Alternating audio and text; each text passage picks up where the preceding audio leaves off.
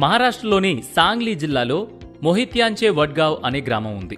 ఆ ఊరిలో ప్రతిరోజు రాత్రి 7 గంటలకు ఒక సైరన్ మోగుతుంది.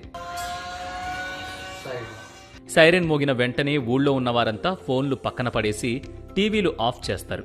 1 గంటన్నర పాటు ఎలాంటి ఎలక్ట్రానిక్స్ ముట్టుకోరు. ఎన్ని ముఖ్యమైన పనులున్నా సరే కాల్స్ అటెండ్ చెయ్యరు. ఆ సమయంలో పిల్లలందరూ బుద్ధిగా చదువుకుంటారు. పెద్దలంతా ఒకచోట కూర్చొని మంచి చెడ్డల గురించి, ఊళ్ళో చేపట్టాల్సిన అభివృద్ధి కార్యక్రమాల గురించి చర్చిస్తారు. అయితే వాళ్లంతా ఇలా చేయడానికి బలమైన కారణమే ఉంది.